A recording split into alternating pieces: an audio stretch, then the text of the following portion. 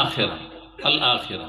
জি, তাহলে আখেরা মানে শেষ, যখন পরকাল, তাহলে তার আগে একটা কাল আছে। সেই কালটা কি? সেটা হচ্ছে এই যে কর্মজগৎ। জি, এই কর্মজগতে যে কাজকর্ম করছে, এটা হচ্ছে দুনিয়া। আর দুনিয়া মানে নিকৃষ্ট, দুনিয়া মানে তুচ্ছ।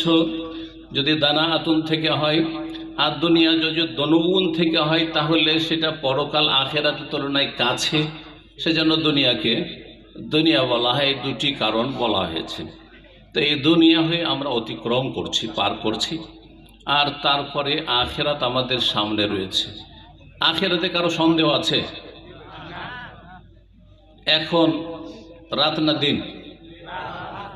কেউ দিন বলল, কিন্তু তার মানে সন্দেহ আছে। কারো কারো সন্দেহ আছে যে এখন দিনও হলে হতে পারে।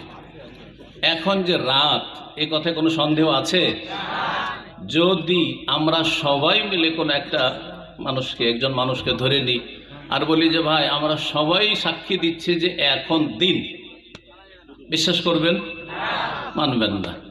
এর চাইতে বেশি ইয়াকিন করতে হবে, ঈমান নিয়ে আসতে হবে, ঈমানের নবায়ন করতে থাকতে হবে, তাজদীদে ঈমান হইতে হবে যাদের ঈমান জন্মসূত্রে আছে।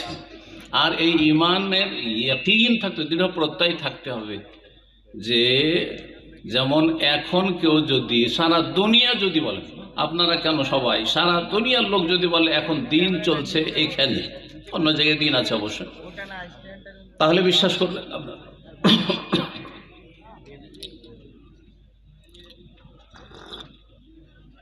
আপনারা এই সময় যদি কেউ দিন বলে বিশ্বাস করবেন না, ঠিক না?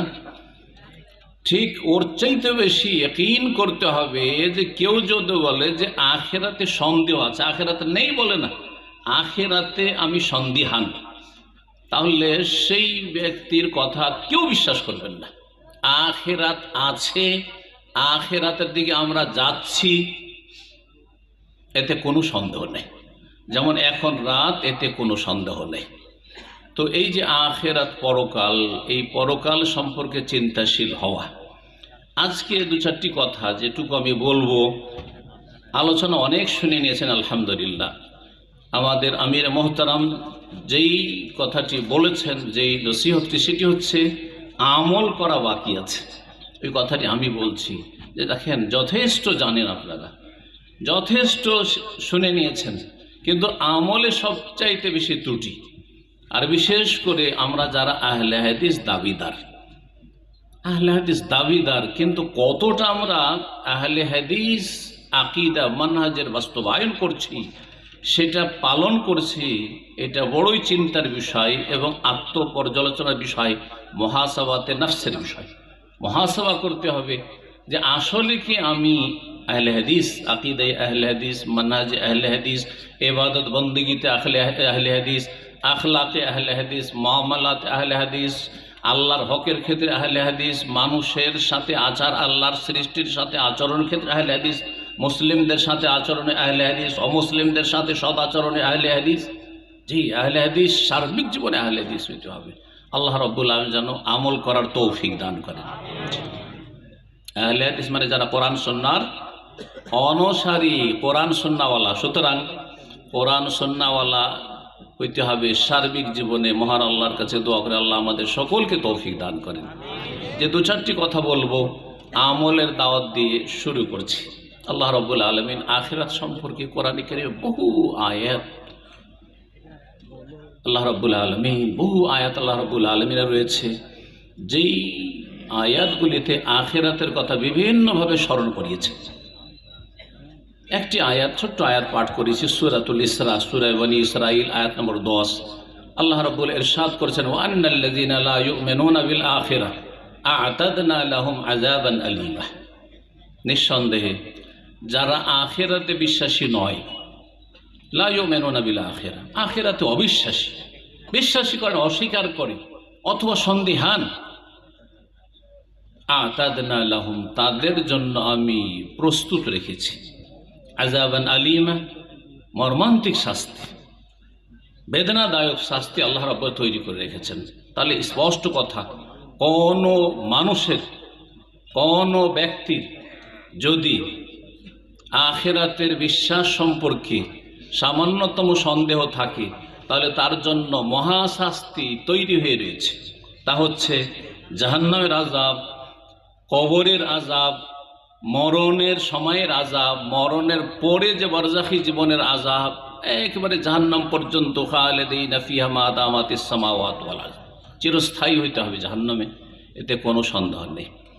আখিরাতের প্রতি ঈমান, পরকালের প্রতি বিশ্বাস, এটি ঈমানের একটি গুরুত্বপূর্ণ রুকন। ঈমানের রুকন কয়টি? ঈমানের রুকন কয়টি? 6টি। তার মধ্যে কোরআনের বহু আয়াতে এবং রাসূলুল্লাহ সাল্লাল্লাহু আলাইহি ওয়াসাল্লামের অনেক হাদিসে আল্লাহর প্রতি ঈমানের সাথে আখিরাতের কথা বর্ণনা করা হয়েছে। ইন কুনতুম তু'মিনুনা বিল্লাহি ওয়াল ইয়াউমিল আখির, মান কানা ইউমিনু বিল্লাহি ওয়াল ইয়াউমিল আখির। বিভিন্নভাবে আল্লাহ রাব্বুল কোরআনে কারিমে বর্ণনা করেছেন। রাসূলুল্লাহ সাল্লাল্লাহু আলাইহি ওয়াসাল্লামের হাদিস রয়েছে যে আল্লাহর প্রতি যে ঈমান নিয়ে আসে, বিশ্বাস করবে এবং আখিরাত পরকালে যে বিশ্বাসী হবে, কত গুরুত্বপূর্ণ তার চিন্তা করুন। আর এই দুটো ঈমান, 6টির মধ্যে 2টির ঈমান একজন মানুষের মতো মানুষ অর্জনে যথেষ্ট।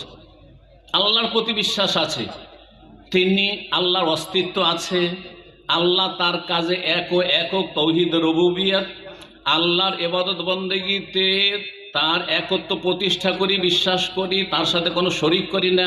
আল্লাহর আসমা সিফাতের নাম গুণাবলীতে তার কেউ শরিক নেই, যেইভাবে কোরআন সুন্নাহয় বলা সেইভাবে বিশ্বাস করি। এই 4টি কথা হচ্ছে আল্লাহর প্রতি ঈমানের দিক। এই 4টি বিষয় যদি আপনার মধ্যে থাকে, তাহলে আল্লাহর প্রতি আপনি বিশ্বাসী।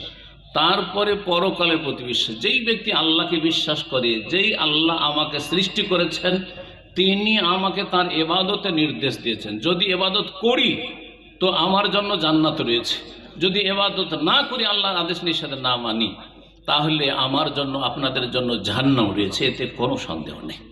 আর আখিরাত শুরু হয় কোত্থেকে আর শেষ কোথায়? আখিরাতের বিভিন্ন স্তর রয়েছে। কখন থেকে আখিরাত শুরু হয় বলুন তো দেখি? এখন কি আপনাদের আখিরাত শুরু হয়েছে? আখিরাত কখন শুরু হয়? হাসরের মাঠে যাওয়ার পর।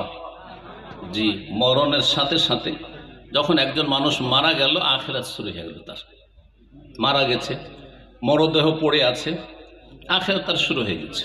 আমরা কিছুই টের পাচ্ছি না, বুঝতে পারছি না তার উপর কি চলছে, কিন্তু আখিরাত তার শুরু হয়ে গেছে, পরকাল শুরু হয়ে গেছে। সে যদি ভালো মানুষ থাকে, সে আরাম পাচ্ছে, খুব শান্তিতে আছে। তাকে দাফন করেন আর না করেন, তার সাথে যেই আচরণে আপনারা করেন। জি, কিন্তু যদি অসৎ ব্যক্তি হয়, এর বিপরীত হয়, বিভিন্ন পাপে জড়িয়েছিল, পাপ থেকে নিজেকে সংশোধন করেন। পাপ হচ্ছে নাপাক পেশাব পায়খানার চাইতে জঘন্য। যেমন পেশাব পায়খানা গায়ে লেগে থাকলে, শরীরে লেগে থাকলে, কাপড়ে লেগে থাকলে পরিষ্কার পরিচ্ছন্ন হইতে হয়, তেমনই পাপ থেকে পরিষ্কার পরিচ্ছন্নতা হচ্ছে তওবা, ইস্তেগফার এবং নিজের জীবনের সংশোধন করা, ইসলাহ। যদি না করে মারা যায়, বিনা তওবা বিনা সংশোধনে মারা যায়, তাহলে সামনে মরদেহ পড়ে আছে আর কঠিন শাস্তি চলছে, বড়ই কষ্ট পাচ্ছে। এমন শাস্তি যা পৃথিবীতে এরকম শাস্তি হয় না। পৃথিবীতে কোনো মানুষ লা ইউআযিবু আযাবাহু আহাদ ওয়া লা ইউসিকু ওয়াসাকাহু আহাদ, আল্লাহর মতো আযাব শাস্তি দেনেওয়ালা কেউ নেই পৃথিবীতে। যতই শাস্তি দিক না কেন, আল্লাহর মতো আযাব দাতা কেউ নেই, আর আল্লাহর মতো শাস্তি দাতা কেউ নেই। সুতরাং এই মতের সাথে সাথে আখিরাত শুরু হয়ে যায়। মতের পরে কবরের জীবন, সেটাও আখিরাত। মুনকার নাকিরের সওয়াল এবং সেখানে পরীক্ষায় পাশ করার ফেল, সেটাও হচ্ছে আখিরাত। হাসরের মাঠে উঠলেন, আর সেটাও আখিরাত। আর সেখানে বিভিন্ন স্তর রয়েছে আর বিভিন্ন বিষয়গুলি রয়েছে, সবগুলি হচ্ছে ঈমান বিল আখিরার অন্তর্ভুক্ত। আর তারপরে আপনার ফারিকুন ফিল জান্নাহ ও ফারিকুন ফিস সাইয়্যির, দুটো ন্যাশনালিটি রয়েছে, দুটো নাগরিকত্ব রয়েছে। এখন দুনিয়ার অনেক দেশ রয়েছে, এখানে পোষালো না, অন্য কোনো দেশে গিয়ে সেটেল হয়ে গেলাম, চলে যাচ্ছে, অনেকে চলে যাচ্ছে, অনেকে স্থায়ীভাবে চলে যাচ্ছে, অনেক অস্থায়ীভাবে চলে যাচ্ছে। হ্যাঁ, অনেকে ক্রাইম করছে, অপরাধ করছে, দেশে তো থাকা সম্ভব নয়, অপরাধী অন্য দেশে গিয়ে গা ঢাকা দিয়ে দিল। মানুষের পাকড়াও থেকে তো বেঁচে যেতে পারবেন, কিন্তু রব্বুল আলামিন পাকড়াও থেকে বাঁচতে পারবেন, এই কথাগুলি চিন্তা করতে হবে। যখন বাঁচতে পারবেন না তো এমন কিছু করবেন না যেখানে পাকড়াও হইতে পারে আর শাস্তি হইতে পারে আর আখেরাতে ফেসে যেতে পারেন। আল্লাহ রব্বুল আলামিন যেন এইসব চিন্তা করার তৌফিক দান করেন। বলছিলাম একদল জান্নাতি হবে, একটি নাগরিকত্ব হচ্ছে ন্যাশনালিটি, হচ্ছে জান্নাতের ন্যাশনালিটি, আর একটি হচ্ছে জাহান্নামের নাগরিকত্ব। আল্লাহ রব্বুল আলামিন যেন আমাদের জাহান্নাম থেকে রক্ষা করে। আল্লাহুম্মা আজিরনা মিনান নার, আল্লাহুম্মা ইন্না নাসআলুকা রিযাকা ওয়াল জান্নাহ। আল্লাহ তোমার সন্তুষ্টি আমরা চাই এবং জান্নাত চাই। আখিরাতের চিন্তা, আখিরাতের চিন্তা আছে না নেই আপনি কেমন করে বুঝবেন? আপনাকে আপনারটা বুঝতে হবে, এটা একটা বিষয়। আজকে আপনাদেরকে আমি জিজ্ঞেস করব অথবা আমি বলবো, যদি আপনার উত্তর না দিতে পারেন তাহলে আমি কেমন করে বুঝবো যে আমার আখিরাতের চিন্তা আছে? খুব শুধু মুখে দাবি করলে হবে?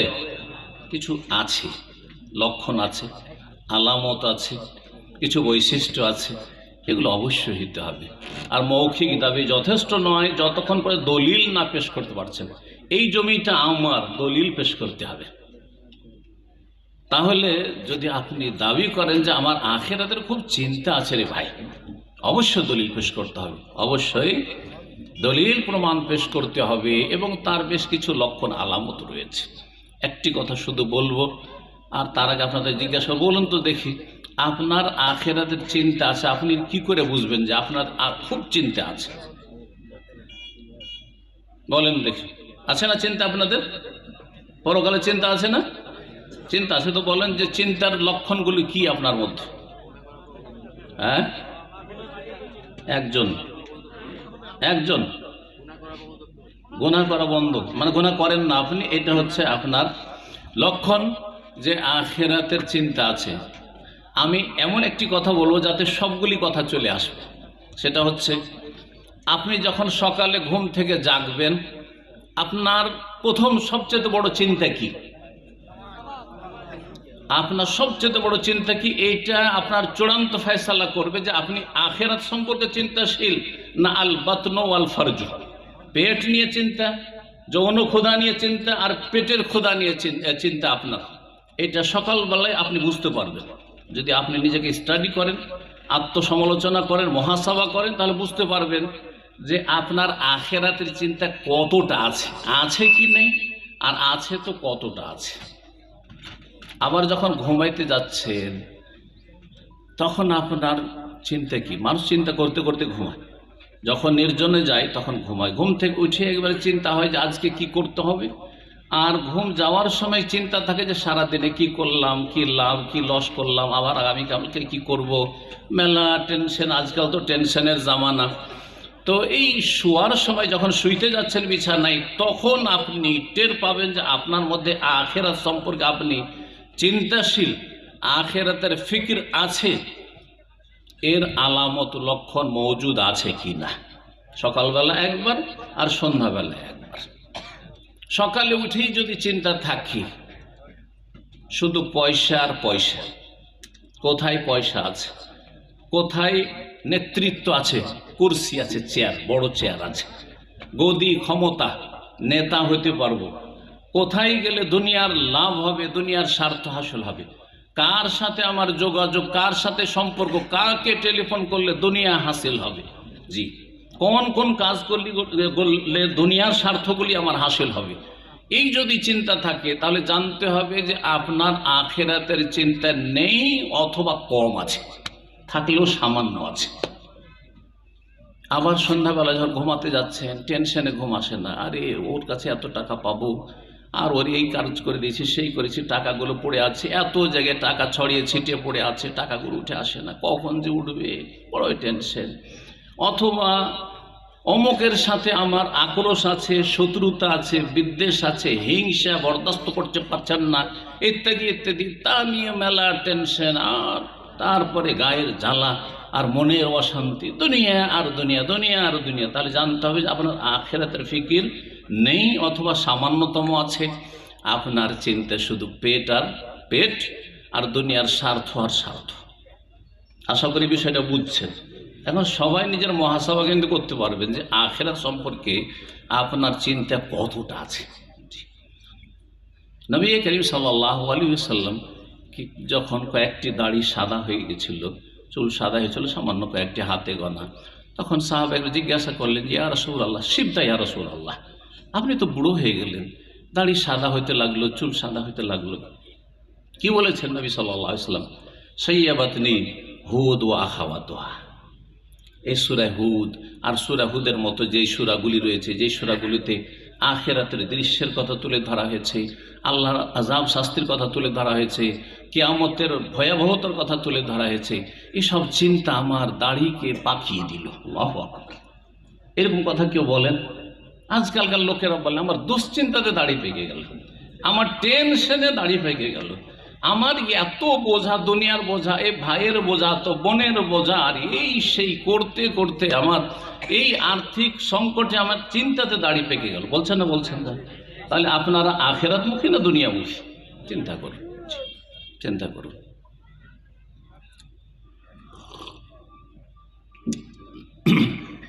দু একটি আয়াত বলি। আখিরাতের চিন্তা, পরকালের চিন্তা। জাহান্নামী আর জান্নাতি কারা? জান্নাতি কারা আর জাহান্নামী কারা? যেহেতু পরকালের শেষ চূড়ান্ত ফয়সালা হচ্ছে দুটো নাগরিকত্ব, হয় জান্নাতি আর না হলে জাহান্নামী। জান্নাত ও আখিরাত পরকাল, আর জাহান্নামও পরকাল। আপনি কোথায় স্থান চান?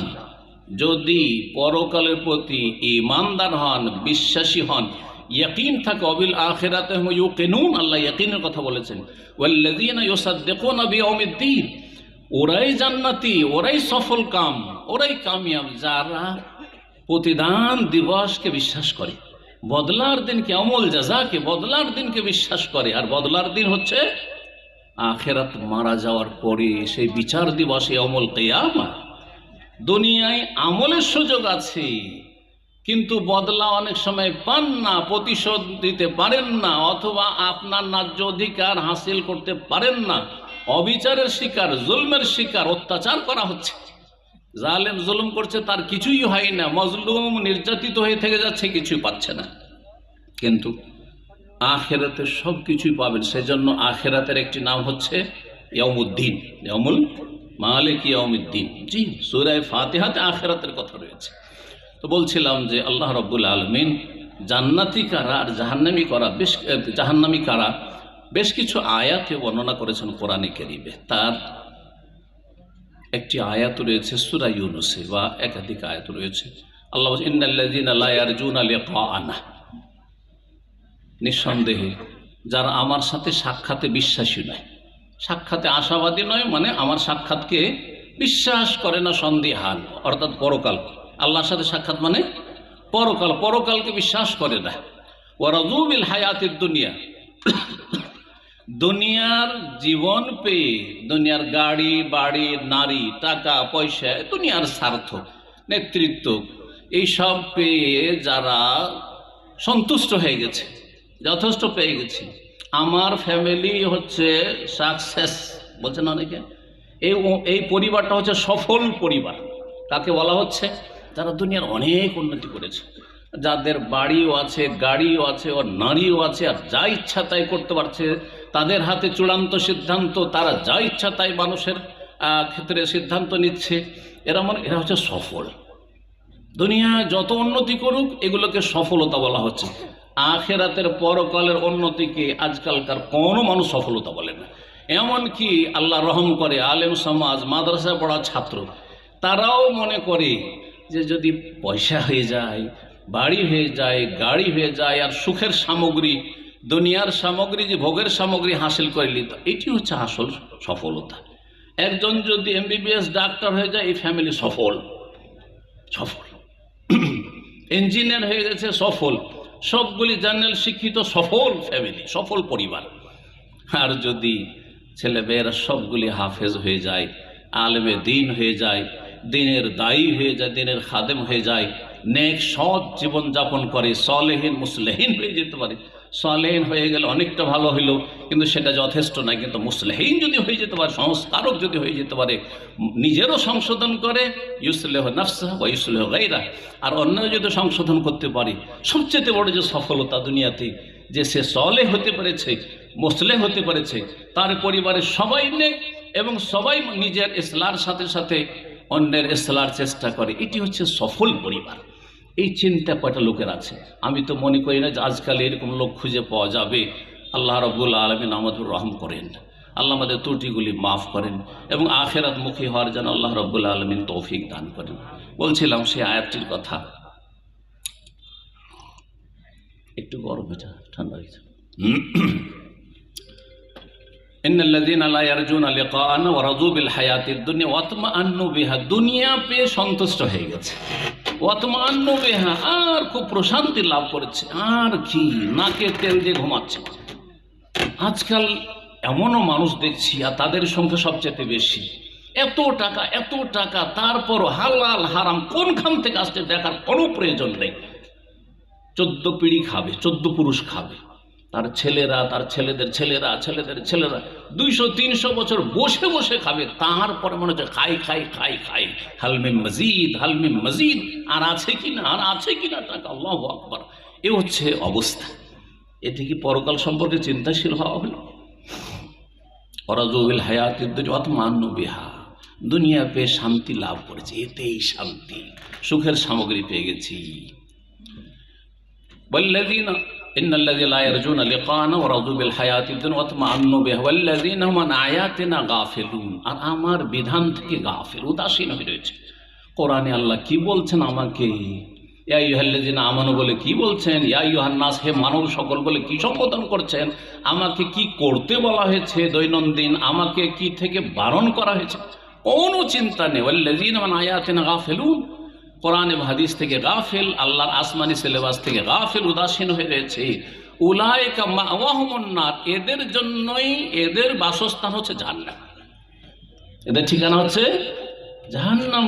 তাহলে ভালো করে চিন্তা করেন যে জাহান্নামী কারা? পরকালে বিশ্বাসী নয়, সন্দেহান, পরকাল সম্পর্কে একেবারে উদাসীন, দিনের বিধান থেকে উদাসীন, দুনিয়া পেয়ে খুব সন্তুষ্ট, আমোদ ফুর্তিতে রয়েছে। তাহলে উলাইকা মাওয়াহুমুন নার বিমা কানু ইয়াকসিবুন, তাদের পরিণাম হচ্ছে, বাসস্থান হচ্ছে জাহান্নাম, তাদের কৃতকর্মের কারণে, তাদের কর্মফল স্বরূপ। সূরা নাজিয়াতে কয়েকটি আয়াত রয়েছে, সেই আয়াতগুলো বলে নিই। আল্লাহ রাব্বুল আলামিন ইরশাদ করেছেন আয়াত নম্বর 37 থেকে 41 পর্যন্ত, ফাআম্মা মান তাগা ওয়া আসারাল হায়াতাদ দুনিয়া ফাইন্নাল জাহিমা হিয়াল মাওয়া। শোনো, মানুষের মধ্য থেকে যারা তাগা, সীমা লঙ্ঘন করবে, বাড়াবাড়ি করবে, আল্লাহর হকের ক্ষেত্রে সীমা লঙ্ঘন করবে, মানুষের হকের ক্ষেত্রে সীমা লঙ্ঘন করবে, প্রাণীর ক্ষেত্রে সীমা লঙ্ঘন করবে, যে কোনো ক্ষেত্রে সব কিছুর হক রয়েছে। আমাদের আশেপাশে যা কিছু আছে, যেমন আল্লাহর হক রয়েছে, আল্লাহর সৃষ্টির হক আমাদের ওপর রয়েছে। ফাম্মা মান তাগা, যারা সীমা লঙ্ঘন করবে তারা হচ্ছে তাগুত, তারা হচ্ছে তাগুত, না হয় তাগুতের পূজারী। ফাম্মা মান তাগা ওয়া আসারাল হায়াতাদ দুনিয়া, পার্থিব জগৎকে, দুনিয়ার জগৎকে তারা অগ্রাধিকার দিল। দুনিয়া 1 নম্বরে, গাড়ি বাড়ি নারী টাকা পয়সা 1 নম্বরে, আখিরাত 2 নম্বরে। আখিরাতের জন্য প্রস্তুতি ওইটা 2 নম্বরে। সব কিছু করে, আমার টাকা পয়সা, ব্যবসা বাণিজ্য, অফিস আদালত, সব কিছু ডিউটি এই সেই করে, আর হাট বাজার দুনিয়ার এইসব করে যদি সময় হয় আর যদি মর্জি হয়, তো মসজিদে গিয়ে মাঝে মধ্যে নামাজ পড়ে নিলাম, মসজিদে গিয়ে মাঝে মধ্যে নামাজ পড়ে নিলাম। দুনিয়ার সমস্ত কাজ চলছে, তারপর যদি মনটা চায়, আর যদি শরীরটা ভালো লাগে, আর খিদা যদি বরদাস্ত করতে পারি, তাহলে রমজানের সিয়ামটা পালন করে নিলাম। মাঝে মধ্যে করলাম, মাঝে মধ্যে যেদিন মন চাইলো করলাম, না হলে করলাম না। এটাই না অবস্থা মুসলিমদের? মুসলিমদের অবস্থা কিন্তু এরকম। এরা কি আসলে আখিরাত সম্পর্কে চিন্তাশীল? আল্লাহ বলছে ফাআম্মা মান তাগা ওয়া আসারাল হায়াতাদ দুনিয়া, পার্থিব জগৎকে প্রাধান্য দেয়, ফাইন্নাল জাহিমা হিয়াল মাওয়া, তাদের বাসস্থান হচ্ছে, তাদের ঠিকানা, পরিণাম হচ্ছে জাহান্নাম। জাহান্নামে থাকবে। জাহান্নামী কারা আখিরাতে, আর জান্নাতি কারা? পরকাল সম্পর্কে আসলে কি চিন্তাশীল না চিন্তাশীল না, আপনি নিজেই ঠিক করে নিন। তাহলে যারা দুনিয়াকে প্রাধান্য দেবে তাদের পরিণাম আল্লাহ বলে দিলেন।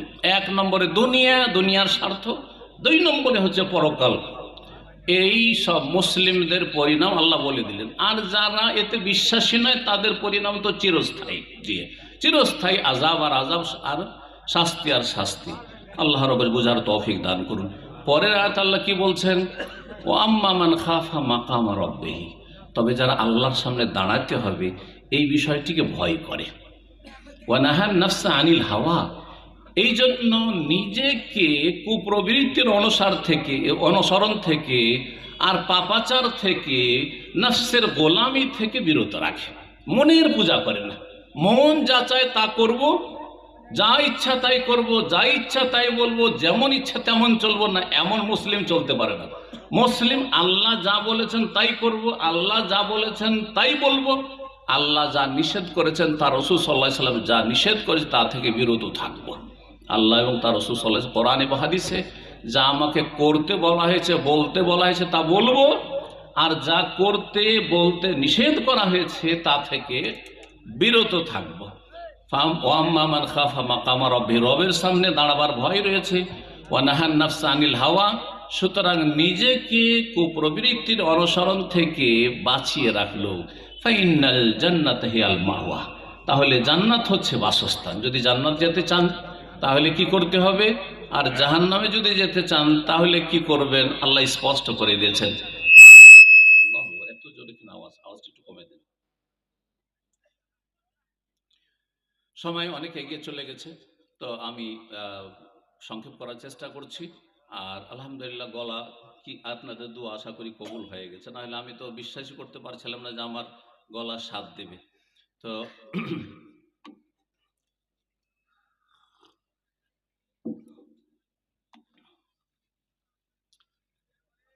আমরা দুনিয়াকে অগ্রাধিকার দিচ্ছি না আখিরাতকে অগ্রাধিকার দিচ্ছি? আমরা আখিরাতকে এক নম্বরে রেখেছি না দুনিয়াকে এক নম্বরে রেখেছি? এটা বোঝার জন্য একটি উদাহরণ দিই। আজকে ফজরের সালাত আছে, তাই না? আছে না নেই? আপনারা কতজন আছেন যারা ফজরের সালাতের জন্য, নামাজের জন্য অ্যালার্ম দিয়ে ঘুমান? মিথ্যা মিথ্যা কিন্তু হাত উঠাবেন না, আল্লাহর কাছে কিন্তু ফেসে যাবে কিন্তু। ঠিক আছে, অল্প হাত উঠেছে। আর যাদের হাত উঠেছে এরা হচ্ছে প্র্যাকটিসিং মুসলিম, এরা জন্মগত মুসলিম না, জন্মগত আহলে হাদিস নয় কিন্তু, ভালো করে শুনে। আর যাদের হাত উঠেনি তারা হচ্ছে জন্মসূত্রে মুসলিম, খানদানি আহলে হাদিস, খানদানি মুসলিম, এরা হচ্ছে ওয়াসার। গতকালকে একটা ছোট মোটো আলোচনা ছিল, তাতে বললাম যে সার মুসলিম আর অসার মুসলিম। গাছ পাকলে সার আর মানুষ পাকলে ছাড় খান। তা আমাদের আহলে হাদিস আর মুসলিমরা আসলে ছাড় খার ওয়াসার হয়ে গেছে। ইল্লা মাশাআল্লাহ অল্প কিছু সার আছে, আল্লাহ রাব্বুল আলামিন রহম করেন, হেফাজত করেন। যে বিষয়টি বলছি উদাহরণটা দিয়ে নি, সেটা হচ্ছে ফজরের সালাত আছে, তাই না? ফজরের সালাত সম্পর্কে জিজ্ঞাসা করলে অধিকাংশ ভাইয়েরা, অধিকাংশ মানুষ কি বলে থাকে, মুসলিমরা কি বলে থাকে যে উঠতে পারি না, তাই না?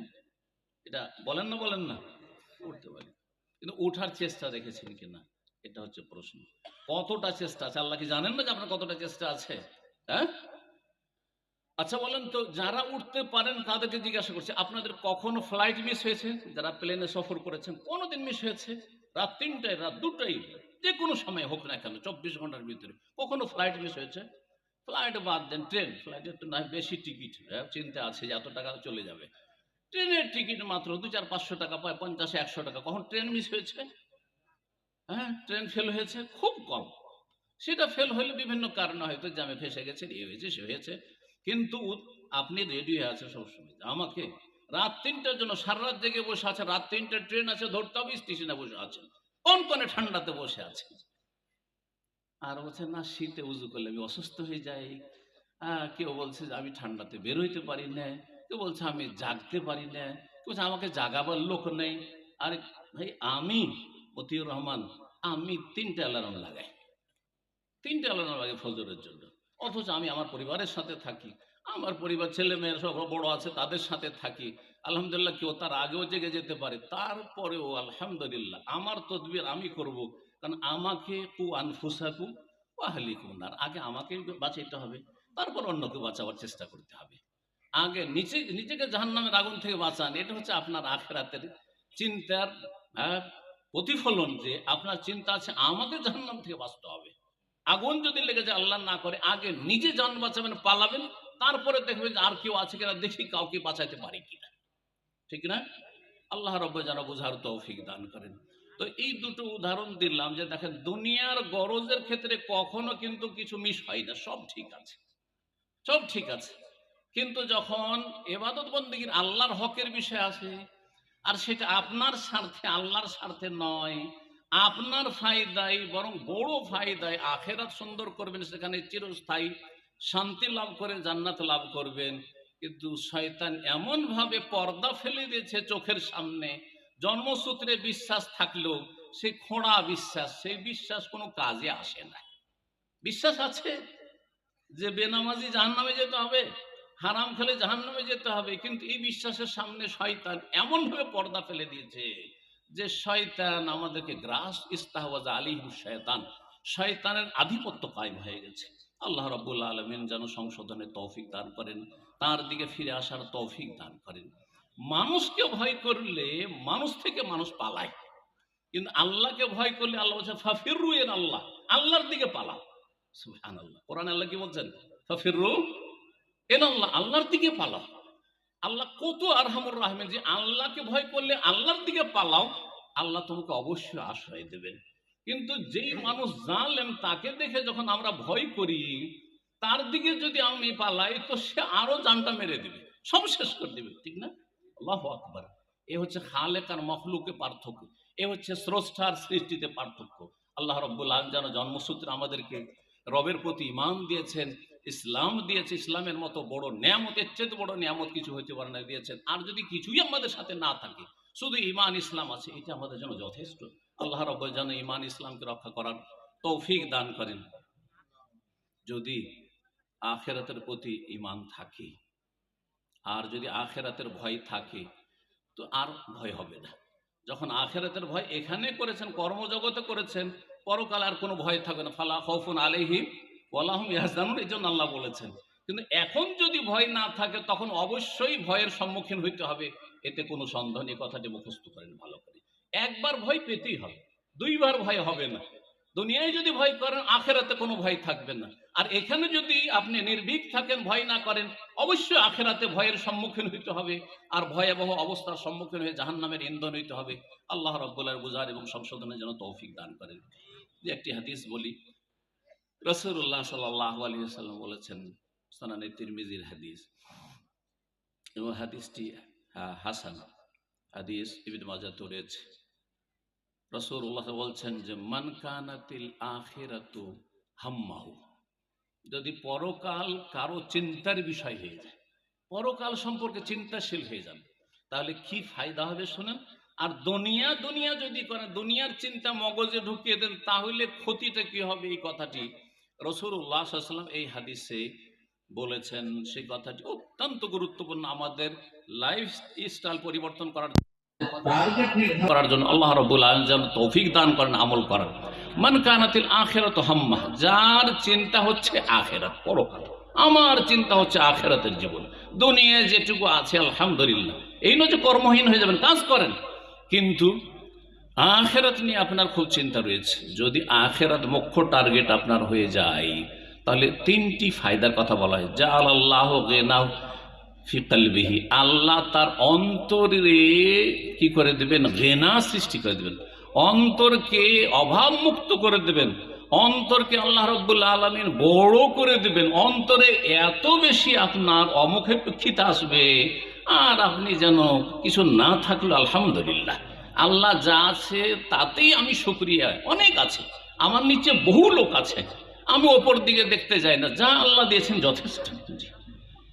জাআলাল্লাহু গিনাহু ফি কলবিহি ওয়া ইন্নামাল গিনা গিনান নাফস, অন্য হাদিস রয়েছে, আসল ধনী মানুষ, আসল সচ্ছল মানুষ, আসল সুখী মানুষ, যার মনটা সুখী, যার মনটা সুখী, মনটা যার ধনী, মনটা যার সচ্ছল, সে হচ্ছে আসল সচ্ছল।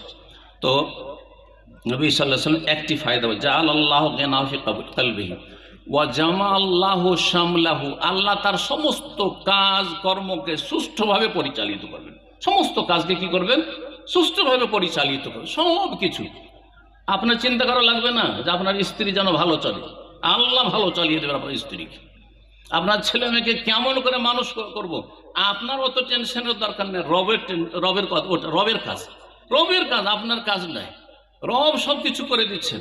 জি হ্যাঁ, আপনার পরিবারের পরে আপনার অন্যান্য যে কাজ, রুজি রোজগার কোথায় পাবো, কোথায় কর্মসংস্থান হবে, আর কোথা থেকে আমার রুজি আসবে, আল্লাহ ব্যবস্থা, মুসাব্বিবুল আসবাব, আল্লাহ ব্যবস্থা করে দেবে। জামা আল্লাহু শামলাহু, সার্বিক জীবনকে আল্লাহ সুষ্ঠুভাবে পরিচালিত করবেন। সব কিছু সুন্দর, সফর করতে হবে, সফর সহজ হয়ে যাবে। হ্যাঁ, দুশ্মন ভয় দেখাচ্ছে, দুশ্মনের ভয় থেকে আল্লাহ কিভাবে রক্ষা করবেন, ওইভাবে রক্ষা করে যেভাবে ফেরাউন থেকে আর ফেরাউনের সেনাবাহিনী থেকে মজলুম বনি ইসরাইল এবং মূসা হারুন আলাইহিস সালাম তাদের আল্লাহ হেফাজত করেছিলেন। ফেরাউনের মতো জালেম থেকে যদি আল্লাহ রক্ষা করতে পারেন, তো আল্লাহ রাব্বুল অন্যদের জুলম অত্যাচার থেকে আল্লাহ রক্ষা করতে পারেন না? অবশ্যই জামা আল্লাহু শামলাহু। দুটি ফায়দা হইল।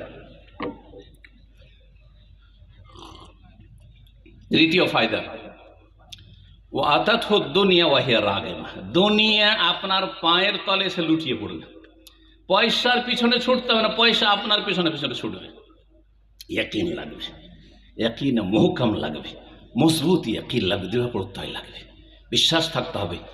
আল্লাহ সৃষ্টি করে, আল্লাহ আলমান খালাকে, যিনি আমাকে সৃষ্টি করে, জানেন না আমাকে খেতে দিতে হবে, জানেন না যে আমার মানে প্রয়োজন পুরা করতে হবে।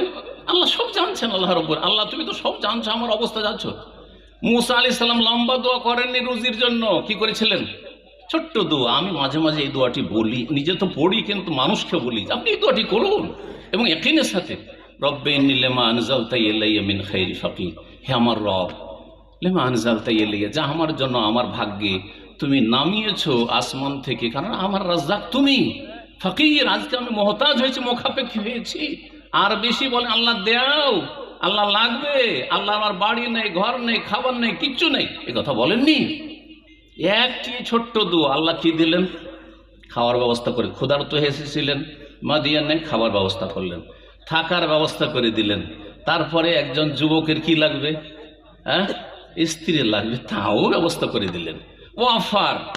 ওয়াফার তার পক্ষ থেকে যে ইন্নি ওরিদান ওনকে হাকা ইহদাবনা তাইয়া হাতাইন, আরে দুটো মেয়ে আছে, যে কোনো একটা দাও, যে কোনো একটা তুমি বিয়ে করো। সুবহানাল্লাহ, চিন্তা করুন তো দেখি, খালি হাতে এসেছেন, একজনও তাকে কেউ চেনে। এমন না যে আপনাদের মতো দেশে আছে আর অনেক পরিচিত মহল আছে যারা হয়তো সহযোগিতা করবে। সুবহানাল্লাহ, চিন্তা করুন আল্লাহ কিভাবে ব্যবস্থা করেন। ও আতাথুদ দুনিয়া ওয়াহিয়া রাগিমা, দুনিয়া পায়ের তলায়, দুনিয়া এসে লুটিয়ে পড়বে। আপনার চাওয়ার প্রয়োজন নেই, সে দুনিয়া আপনাকে তলাশ করে বাড়াবে, আপনার রুজি আপনাকে তলাশ করবে। নবী সাল্লাল্লাহু আলাইহি ওয়াসাল্লামের একটি হাদিস এই মর্মে রয়েছে যে মানুষের মরণ যেমন মানুষকে তলাশ করে বাড়ায়, কোথায় আছে কোথায় আছে, লোকটার টাইম হয়ে গেছে কোথায়, ওই রুজি তলাশ করে বাড়ায়। যেই লোকটি কোথায় আছে ওকে রুজি পৌঁছাইতে। সুবহানাল্লাহ। জি, এত কেন চিন্তা? রুজি রুজি, পেট পেট পেট নিয়ে কেন চিন্তা? আখিরাতের চিন্তা করুন। ওয়াতাত দুনিয়া ওয়াহিয়া রাগিমা। পক্ষান্তরে বিপরীতটা শোনো, নবী সাল্লাল্লাহু আলাইহি ওয়াসাল্লাম বলছেন, ওমান কানাতিদ দুনিয়া হাম্মাহু, আর যার চিন্তা হচ্ছে দুনিয়ার দুনিয়া, গাড়ি বাড়ি, নারী, সুখ শান্তি, দুনিয়ার ভোগের সামগ্রী, দুনিয়ার স্বার্থ। জি, যদি এইটাই যদি লক্ষ্য উদ্দেশ্য হয় তাহলে তিনটি ক্ষতি শোনেন। বলছেন জাআলাল্লাহু ফাকরাহু বাইনা ইয়াদাইহি, সামনে শুধু গরিবই দেখবে, দারিদ্র দেখবে, গরিব, আল্লাহ আমার মতো গরিব কেউ নেই, কি করে খাবো, না খেয়ে মরে যাব। সামনে দুর্ভিক্ষ নাকি 2024 আসতে যাচ্ছে, কি যে খাবো, এখন থেকেই কিছু জমা কর, বাড়িতে কেনাকাটা জমা কর, সবাই না খেয়ে মরবে, আমরা বেঁচে থাকবো। করছে না অনেকে, অনেক লোক কিন্তু জমা করা শুরু করে দিচ্ছে। আমার যেহেতু আন্তর্জাতিক খবর আছে, জানি না এইখানকার অবস্থা, কিন্তু অনেক দেশ থেকে খবর আসছে যে এক একটা স্টোর ঘর বাড়ি ভর্তি করে দিয়েছে, চাউলে ভর্তি করে দিয়েছে, ডালে ভর্তি করে দিয়েছে, আর যেগুলো রাখা যাবে সংরক্ষণ সব কিছু বাড়ি ভর্তি করে নিয়েছে। 2 বছর খাবে সেই জন্য, যাতে করে 2024 পার হয়ে যায়। কথা বুঝতে পেরেছেন? সুবহানাল্লাহ। জাআলাল্লাহু ফাকরাহু বাইনা ইয়াদাইহি, সামনে শুধু ফকিরি আর দারিদ্র দেখবে, অভাব আর অভাব। হাই হাই হাই হাই, কি করে চলবো? সবার ছেলেরা ভালো লেখাপড়া, ডাক্তারি পড়লো, কার আলামিন মিশনে পড়ছে, কার 30,000 40,000 50,000 দিয়ে পড়াচ্ছে, কেউ খ্রিস্টান মিশনীতে পড়াচ্ছে, আর কেউ অমুক মিশনে রামকৃষ্ণ মিশনে পড়াচ্ছে। আর আমার ছেলে তো ফকির, আমিও ফকির, মাদ্রাসায় পড়াচ্ছি, ফকিরি বিদ্যা পড়াচ্ছি, কি করে খাবো, কি করে ছেলে মেয়ে খাবে, কি করে সংসার চলবে, সব ফকিরি নজরে আসবে। হ্যাঁ, আর কিছু নজরে আসবে না। আল্লাহ রাব্বুল কখনো সচ্ছল করবেন না এরকম লোক যার দুনিয়া টার্গেট। শুনে রাখেন ভালো করে। আর কি? অফাররাকাল্লাহু শামলাহু, সব কাজ বিক্ষিপ্ত হয়ে যাবে। যেখানে হাত দিতে যাবেন সেখানে ঝামেলা বেঁধে যাবে, যেখানে যাবেন সেখানে পেরেশানিতে পড়ে যাবেন। অফাররাকাল্লাহু শামলাহু ওয়ালাম ইয়াতিহি মিনাদ দুনিয়া ইল্লা মা কুতিবা লাহু। আর দুনিয়ার কতটা আসবে?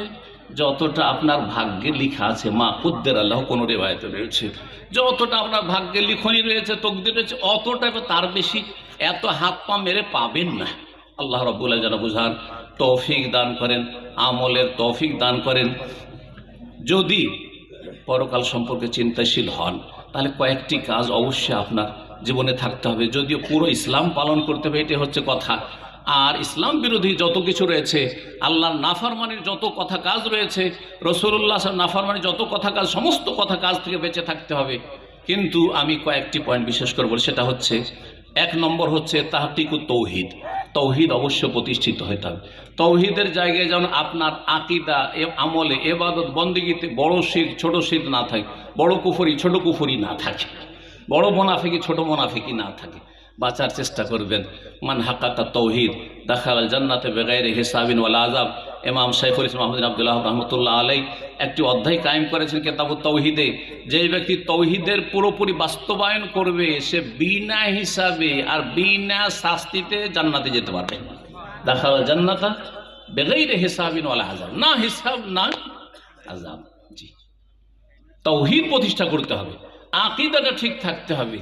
আহলে হাদিস বলেছেন আকীদা ঠিক আছে, আপনার আকীদা এতটুকু ঠিক আছে যে আপনি মাজারপন্থী না, আপনি পীরপন্থী না, কিন্তু আপনার আকীদায় আখিরাতের ক্ষেত্রে, আসমানি সিলেবাসের ক্ষেত্রে কোরআন একদিকে যেতে বলে তার উল্টো দিকে যান আপনি। আপনার পুরো লাইফটা হচ্ছে কোরআনের উল্টো দিকে। কিসের আকীদা আপনার ঠিক আছে? শুধু সীমিতভাবে তোমার আকীদা ঠিক আছে, এতেই মনে করছে আমার আকীদা ঠিক আছে। আল্লাহ রাব্বুল যেন তৌফিক দান করে এইসব বিষয়গুলি বুঝার। তৌহিদ প্রতিষ্ঠা করতে হবে। 2 নম্বর হচ্ছে, তৌহিদের বিপরীত কি বলেন তো দেখি? শিরক, কুফর, বড় নেফাক, এগুলো আর কি, বা যতগুলি পাপ আছে সবগুলি তৌহিদ পরিপন্থী, কিন্তু আসলে সূক্ষ্ম অর্থে তৌহিদ পরিপন্থী বিষয়গুলিতে বেঁচে থাকে। 2 নম্বর যে বিষয়টি, শিরকের পরে, শিরক হচ্ছে সবচেয়ে বড় জুলম এবং সবচেয়ে বড় অপরাধ। কুফর হচ্ছে সবচেয়ে বড় অপরাধ। তারপরে যে অপরাধটি রয়েছে সেটি হচ্ছে মানুষের হকের সাথে সম্পৃক্ত, আর তা হচ্ছে মানুষকে অন্যায়ভাবে খুন করা। মানুষকে অন্যায়ভাবে খুন করা।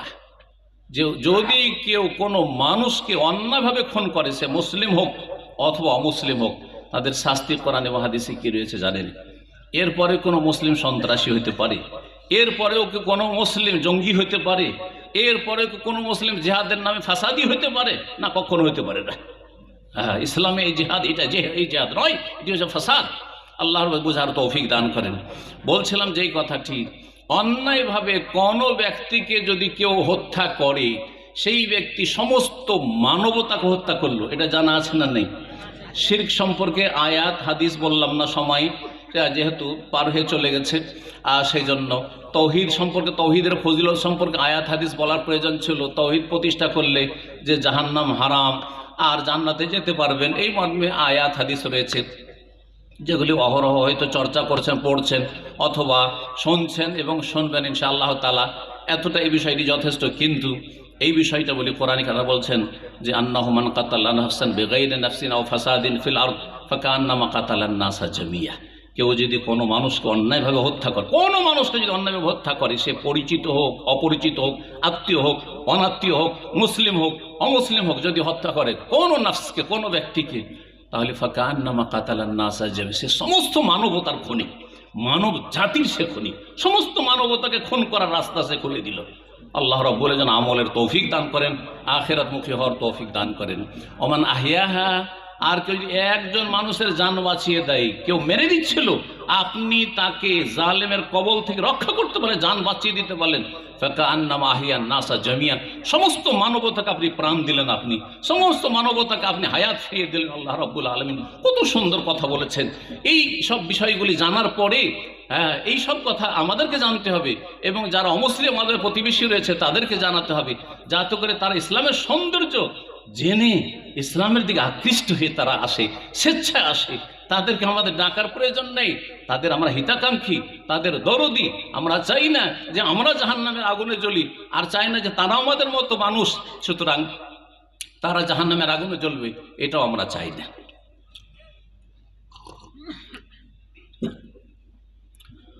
মুসলিমকে খুন করা সম্পর্কে বহু আয়াত হাদিস রয়েছে, তাই না? আয়াত হাদিস অনেক রয়েছে। মুসলিম হোক আর অমুসলিমকে, এমনকি অমুসলিমকেও যদি খুন করেন সে সম্পর্কে একটি হাদিস বলা জরুরি মনে করছে, এই বুখারীর হাদিস।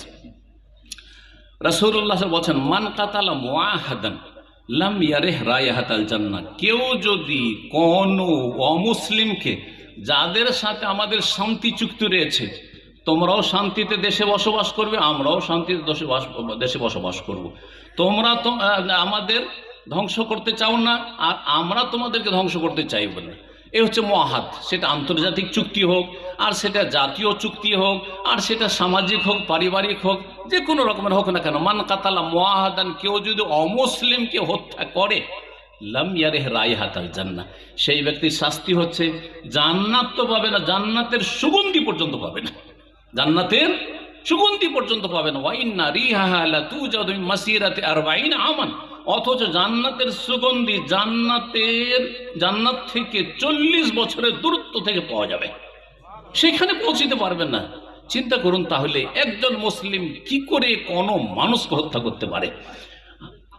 আশা করি বিষয়টি বুঝতে পারছেন। আল্লাহ বুঝার তৌফিক দান করুন এবং আল্লাহ রাব্বুল আলামিন ইসলামের শান্তির বার্তা আমাদেরকে অন্যদের পর্যন্ত পৌঁছাবার তৌফিক দান করুন। আর শান্তির বার্তা পৌঁছাবার আগে আমাদেরকে সেই শান্তি জীবনে বাস্তবায়নের তৌফিক দান করুন এবং আখিরাতে আমাদেরকে আল্লাহ রাব্বুল আলামিন যেন সুখী করেন। সম্মানিত ভাতৃমণ্ডলী, 3 নম্বর যে কাজটি থেকে বেঁচে থাকতে হবে যদি আপনি আখিরাতমুখী হন, তা হচ্ছে জেনা ব্যভিচার থেকে বেঁচে থাকতে হবে। সেটা ধর্ষণ হোক আর সম্মতির জেনা ব্যভিচার হোক, ফাওয়াহিশ অশ্লীলতা থেকে, সমকামিতা থেকে, লেবায়াত থেকে, আর যত রকমের নোংরামি রয়েছে, ঊর্ধ্ব অলঙ্গ হওয়া থেকে, অর্ধ অলঙ্গ হওয়া থেকে, আর অলঙ্গ বিবস্ত্র হওয়া থেকে, এইসব থেকে বেঁচে থাকতে হবে। যারা সমাজে অশ্লীলতা ছড়ায় তাদেরকে কুণ্ঠাসা করতে হবে, আর সমাজে যারা গঠনমূলক কাজ করে তাদের সহযোগিতা করতে হবে। আল্লাহ রাব্বুল আলামিন এই 3টি অপরাধ সম্পর্কে সূরা ফুরকানে ইরশাদ করছেন যে যারা এই 3টি অপরাধ থেকে মুক্ত তাদের জন্য জান্নাত রয়েছে, আর যারা 3টি অপরাধে যুক্ত তাদের জন্য কঠিন শাস্তি রয়েছে। ওয়াল্লাযীনা লা ইয়াদউনা মা আল্লাহি ইলাহান আখার ওয়া লা ইয়াকতুলুনা আন-নাফসা আল্লাতী হারামাল্লাহু ইল্লা বিল হক ওয়া লা ইয়াজনুন ওয়া মান ইয়াফআল যালিকা ইয়ালকা আসামা ইউযআফ লাহুল আযাবু ইয়াওমাল কিয়ামাহ ওয়া ইয়াখলুদ ফীহি মুহানা। আল্লাহ বলছেন, ওয়াল্লাযীনা লা ইয়াদউনা মা আল্লাহি ইলাহান আখার, যারা রহমানের সত্যিকার বান্দা, যারা পরকালমুখী আখিরাতমুখী, যাদের জন্য জান্নাতে সুখময় স্থান রয়েছে এবং আখিরাত তাদের জন্য সুখ আর শান্তির জায়গা, তারা লা ইয়াদউনা মা আল্লাহি ইলাহান আখার, আল্লাহর সাথে কাউকে ডাকে না, এক আল্লাহকে ডাকে, এক আল্লাহ স্রষ্টা, শুধু এক আল্লাহর ইবাদত বন্দেগী করে, শিরকের কাছেও কখনো যায় না। ছোট শিরক নেই, বড় শিরক নেই। অনেক আহলে হাদিস আছে, অজ্ঞ আহলে হাদিস, তারা নিজেরা অথবা নিজেদের ছেলে মেয়েদের গায়ে তাবিজ বেঁধে থাকে, এটা শিরক। আমাদের অনেক আহলে হাদিস সমাজের লোকেরাও জানে না। জি, আল্লাহ রাব্বুল আলামিন বুঝার তৌফিক দান করেন। ছোট শিরক বড় শিরক থেকে মুক্ত। লা ইয়াদউনা মা আল্লাহি ইলাহান আখার ওয়া লা ইয়াকতুলুনা আন-নাফসা আল্লাতী হারামাল্লাহ, আর যেই নফসকে, যাকে খুন করা আল্লাহ হারাম করেছেন, আইন হাতে নেওয়া হারাম, এটা হচ্ছে সরকারের কাজ, আইন হাতে নেওয়া হচ্ছে হারাম।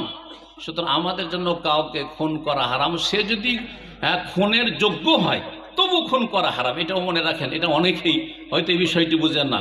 অবশ্যই আইন যে শরীয়তে রয়েছে, মৃত্যুদণ্ড যদি থাকে তাহলে সেই মৃত্যুদণ্ড দেবে শাসক, সরকার, যাদেরকে আল্লাহ দুনিয়ার নেতৃত্ব দিয়েছেন। তো আল্লাহ বলছেন যে ওয়ালা ইয়াকতুলুনা আন-নাফসা আল্লাতী হারামাল্লাহু ইল্লা বিল হক ওয়ালা ইয়াজনুন, এবং তারা জেনা ব্যভিচারের কাছেও যায় না, জেনা ব্যভিচারে লিপ্ত হয় না। অন্য আয়াত আল্লাহ বলছে ওয়ালা তাকরাবুজ জিনা, জেনা ব্যভিচারের কাছে যেও না। আর এক আয়াতে বলছে ওয়ালা তাকরাবুল ফাওয়াহিশা, তোমার অশ্লীল কথা কাজের কাছেও যেও না। মা যাহারা মিনহু বাতান, আজকাল সোশ্যাল মিডিয়ার যুগে, ফেসবুকের যুগে আর ইউটিউবের যুগে অনেকেই নিজের ঘরে নির্জনে সারা রাত, বিশেষ করে যুবক, এই নিউ জেনারেশন যারা রয়েছে, আল্লাহ সব ফিতনা থেকে বাঁচিয়ে রাখুন তাদেরকে, তারা করে কি এই নোংরা ছায়াছবি দেখে, ব্লু ফিল্ম দেখে, পর্নোগ্রাফি দেখে, আর নিজের শরীর ধ্বংস করে, ইমান আমল ধ্বংস করে, দুনিয়া ধ্বংস করে, আখেরাত ধ্বংস করে, সব কিছু ধ্বংস করে, লাইফটাই তাদের নষ্ট হয়ে যায়। খাসিরাত দুনিয়া ওয়াল আখিরা ওয়া যালিকা হুল খুসরানুল মুবিন। দুনিয়াও সর্বনাশ আর আখেরাতও সর্বনাশ। আল্লাহ রাব্বুল আলামিন সমস্ত রকম অপরাধ থেকে যেন বেঁচে থাকার তৌফিক দান করেন। কয়টি হলো? 3টি হইল। তারপরে যদি আখেরাত মুখে আখেরাত সম্পর্কে চিন্তাশীল হন, তাহলে 4 নম্বরে যেটা বলবো সেটা হচ্ছে ইসলামের ফারায়েজ ওয়াজিবাত, যতগুলি ফরজ ওয়াজিব রয়েছে সেগুলিকে ঠিক রাখবেন। ফরজ ওয়াজিবে যাতে করে কোনো রকমের ঘাটতি না থাকে। প্রতিদিন ফরজ আর সালাওয়াতুল খামস 5 ওয়াক্তে 4 ওয়াক্ত যেন না হয়। রমজান মাসের সিয়াম 30, 29 তাতে যেন কোনো রকমের কমতি ঘাটতি না হয়। জাকাত যত টাকা ফরজ হয়েছে একটা পয়সা যেন কম না করে, একটু বেশি দিবেন কিন্তু কম যেন না হয়। হজ যখন ফরজ হয়েছে 30 বছর 20 বছর বয়সে হজ ফরজ হয়েছে, তাড়াতাড়ি আলাল ফর হজ করেন, ওই যে ফারাইজ ওয়াজিব আদায় করা। মহিলাদের জন্য পর্দা হেজাব ফরজ, সুতরাং বেহায়া বেপর্দা চলাফেরা করা, তাবাররাজনা তাবাররুজাল জাহিলিয়াতিল উলা, ফারাইজ ওয়াজিবাতগুলি সার্বিক জীবনে পালন করবেন। আর এগুলোর ক্ষেত্রে কোনো রকমের ঘাটতি কাটছাঁট এইসব যেন না হয়, সুবিধাবাদী না হয়ে যান, না হইলে আপনি কুপ্রবৃত্তির পূজারী হয়ে যাবেন। আল্লাহ রাব্বুল আলামিন যেন আমাদের সংশোধনে জীবন গড়ার আর সত্যিকার আখেরাতমুখী হওয়ার তৌফিক দান করেন। 5 নম্বর আর এটা দিয়ে শেষ করব, সেটা হচ্ছে যদি আপনি আখেরাতমুখী হন তাহলে আল্লাহর বান্দাদের হক হুকুকুল ইবাদ নষ্ট করবেন না, না হইলে আখেরাতে পরকালে আপনার নাম হবে মুফলিস। মুফলিস মানে কি জানেন? মুফলিস মানে কি বলতে পারে দেখি মাদ্রাসার ছাত্ররা? মুফলিস মানে আল্লাজি মাইন্দাও ফুলুস সালবে মা আখাজ রয়েছে। সার্ফ পড়ছেন না মাদ্রাসার ছেলেরা? মুফলিস মানে যার কাছে ফুলুস নেই। ফুলুস মানে কি? পয়সা। যার কাছে ফুলুস নেই সে হচ্ছে মুফলিস। সহিহ মুসলিমের হাদিস, নবী সাল্লাল্লাহু আলাইহি ওয়াসাল্লাম বলছে আতাদুরুনা মানিল মুফলিস, তোমরা কি জানো যে সর্বহারা কে, নিঃস্ব কে? সাহাবারা ভাবলেন যে পার্থিব দিক থেকে হয়তো নবী সাল্লাল্লাহু আলাইহি ওয়াসাল্লাম জিজ্ঞাসা করেছেন। বললেন যে আল মুফলিসু ফিনা মান লা দিরহাম ওয়ালা মাতা, যার টাকা নেই, পয়সা নেই, কড়ি নেই, মাল সামান নেই, বিছানা নেই, কিছু নেই, বাড়ির আসবাবপত্র নেই, সে হচ্ছে সর্বহারা নিঃস্ব। বাড়ি নেই, ঘর নেই, কিছু নেই। বলছেন না না, এটা আসলে জিজ্ঞাসা করিনি। আল মুফলিসু ফি ইন্নাল মুফলিসা ফি উম্মতি মাইয়াতি ইয়াউমাল কিয়ামাতি বিসালাতিন ওয়া সিয়ামিন ওয়া যাকাতিন ওয়া ইয়াতি কাদ শাতামা হাযা ওয়া আকালা মাল হাযা ওয়া সাফাকা দামা হাযা ওয়া দারাবা হাযা ওয়া কাযাফা হাযা ফায়ুখায মিন হাসানাতিহি ওয়া ইউখায মিন হাসানাতিহি। এইভাবে নবী সাল্লাল্লাহু আলাইহি ওয়াসাল্লাম বললেন। তারপরে তর্জমা করি শুরু থেকে, কারণ হাদিসটি লম্বা হয়ে যাচ্ছে, আর কথাটি সংক্ষেপ করে শেষ করার চেষ্টা করি। নবী সাল্লাল্লাহু আলাইহি ওয়াসাল্লাম বলছেন যে আমার উম্মতের সর্বহারা নিঃস্ব হচ্ছে মাইয়াতি ইয়াউমাল কিয়ামাতি সলাত, অনেক সলাত, সলাতে কোনো কমতি নেই। 5 ওয়াক্ত নামাজ পড়েছে ওই যৌবনকালতে 15 বছর থেকে, সলাত ঠিক আছে। ও যাকাতের যাকাতও ঠিক আছে, মাশাআল্লাহ পয়সা হয়েছে, যাকাতও দিয়েছে, সিয়াম সব কিছু আছে, ফারাইজ ওয়াজিবাত সব আছে।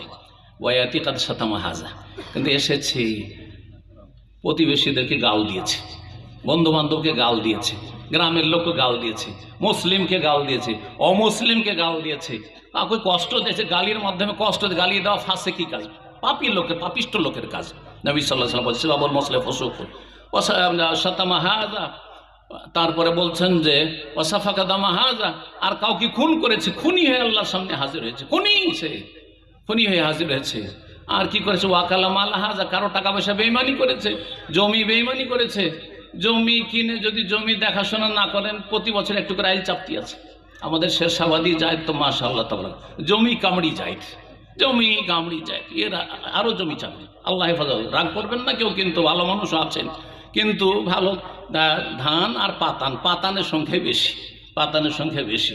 যদি জমিওয়ালা না থাকে, বিদেশে থাকে বা অথবা বাইরে থাকে, শহরে এদিক সেদিক কোথাও আছে, খোঁজ খবর রাখে না, ওর জমি প্রতি বছর কমতি আছে। আর শহরে যদি হয়তো কখন বেমানি করে বসে আছে, বাড়ি বানিয়ে বসে আছে পরে জমির ওপর। জি হ্যাঁ, জি ওয়াকালা মাল হাযা, টাকা পয়সা ধার নিয়েছে, দেওয়ার নাম কথাই নেই। জি হ্যাঁ, পাবে, পাওনা পড়ে আছে, কেউ চিন্তাই নেই ওর যে দিতে হবে। এক ভাই 2 বছর 3 বছর হয়ে গেছে টাকা ধার দিয়ে রেখেছে, তারপরে বলছে যে ভাই টাকাটা অনেক দিন হয়ে গেল, দিলেন না তো। বলছে আপনি তো চাননি, মানে টাকা ধার দিয়ে চাইতে হবে না, ওর বাড়িতে দিয়ে আসতে হবে, বলুন তো দেখি, চিন্তা করেন আপনি। জি হ্যাঁ, এইভাবে হক মেরেছে বিভিন্নভাবে। ওদারা বাহাজা, কাউকে মেরেছে, গায়ের জোর ছিল, আর মেরেছে, মারধর করেছে, অন্যায় করেছে, জুলুম অত্যাচার করেছে, যখন তখন মেরে দিয়েছে। খেয়ে আমার কে করবে? কেউ কিছু করতে পারে? নেতারা, যারা নেতা, প্রভাবশালী, পয়সা আছে, আর জনবল আছে, লাঠিয়াল বাহিনী ইত্যাদি ইত্যাদি, গন্ডা পুষে রেখেছে, মেরে দিল। খেয়ে পারো, কে কি করবে? কিছুই করতে পারছে না। জি হ্যাঁ, দুনিয়ায় সব কিছু করে নিয়েছ। জি হ্যাঁ, ওদারা বাহাজা ওয়াকাজা ফাহাজ, মিথ্যা অপবাদ দিয়ে দিয়েছে। কারো মেয়ের মিথ্যা অপবাদ দিয়েছে, কোনো ছেলের উপর মিথ্যা অপবাদ দিয়েছে, অথচ এইসব করেন। মাদ্রাসার ছেলে, একটা ভালো ছেলে চলাফেরা করছে, হিংসা করে মিথ্যা অপবাদ লাগিয়ে দিল তার উপর, আর মাদ্রাসা থেকে তাকে বাইর করে দিল। অনেক সময় এরকম হচ্ছে, জুলুম অত্যাচারের শিকার অনেকে হচ্ছে। এগুলো তো দুনিয়াতে করে নিয়েছো, আসো কিয়ামতের দিন আসো। ফাইউ খাজমিন হাসানাত, ফাইউ তামিন হাসানাত। তারপরে নেকি সবাই আসবে এক এক করে। আল্লাহ, এই লোক এই অপরাধ করেছে, এই লোক এই অপরাধ করেছে, এই লোক আমার এই হক নষ্ট করেছে, নেকি দিয়ে পেমেন্ট হবে। তখন টাকা পয়সা থাকবে না, টাকা পয়সা, রিয়াল ডলার কিচ্ছু থাকবে না, দেশি বিদেশি কোনো টাকা থাকবে না, সোনা চাঁদি কিছুই থাকবে না। এই নেকি দিতে দিতে দিতে নেকি সব শেষ। আর আরও কিছু লোক চলে আসছে, আল্লাহ আমাদের তো হক নষ্ট করেছে, আমাদেরটা। তখন নেকি শেষ হয়ে গেছে, বলছে নেকি তো শেষ, তোমার গুনাহ আছে। বলছে আল্লাহ অনেক গুনাহ আছে, এই গুনার কারণে তো আমাকে জাহান্নামে যেতে হচ্ছে। ঠিক আছে, গুনাহগুলি চাপিয়ে দেয় এরকম। হ্যাঁ, ফাতরে হালি সুম্মতরে হাফিন্দা, গুনাহগুলি এর উপরে চাপিয়ে দিল। আর তারপরে সে মুক্ত হয়ে, যেহেতু মজলুম ছিল, নির্যাতিত ছিল, জান্নাতে চলে গেল। এই বিক্ষিপ্ত কিছু আলোচনা আপনাদের সামনে করলাম। শেষখানে দোয়া করি আল্লাহ রাব্বুল আলামিন যেন আমাদেরকে আখিরাতমুখী হওয়ার তৌফিক দান করেন, সত্যিকার অর্থে আখিরাতের জন্য কাজ কাম করার, আমল করার তৌফিক যেন দান করেন, এবং দুনিয়াকে সাথে সাথে নিয়ে চলার তৌফিক দান করেন। আখিরাতমুখী হওয়া মানে বৈরাগী হওয়া নয়, আখিরাতমুখী হওয়া মানে সংসার ত্যাগী নয়, আখিরাতমুখী হওয়া মানে বন জঙ্গলে চলে যাওয়া উপাসনা ইবাদতের জন্য না, লা রহবানিয়াত ফিল ইসলাম। বরং দুনিয়া আখিরাত দুটো নিয়ে চলতে হবে। দুনিয়াটা সাইডে পিছনে রাখতে হবে, আখিরাতটা এক নম্বর রাখতে হবে। আখিরাতের আর দুনিয়াতে যদি সংঘর্ষ হয়, তাহলে আখিরাতকে প্রাধান্য দিতে আমার দুনিয়া হোক আর না হোক। নামাজের সময় দোকান বন্ধ করে দেবো, যতই কাস্টমার থাকুক না কেন, শেষখান ভালো, সবটাই ভালো, তাই না? সুতরাং শেষ করে দিচ্ছি, বসেন। আল্লাহ রাব্বুল আলামিন যেন আমাদেরকে আখিরাতের জন্য কবুল করেন এবং দুনিয়াতেও যেন বরকত দান করেন। এবং শেষখানে আবার দোয়া করছি, যারা এই আয়োজন করেছেন, এত সুন্দর আয়োজন, আর এই বিশাল জামিয়াতুল ইমাম আলবানী, যে যদিও বয়স কম, আলহামদুলিল্লাহ যারা পরিচালনা করছেন, তাদের সার্বিক জীবন আল্লাহ যেন বরকত দান করেন, আপনাদের নেক আমল কবুল করেন। আর দূর দূরান্ত থেকে যেসব ভাইয়েরা এসেছেন, আল্লাহ তাদের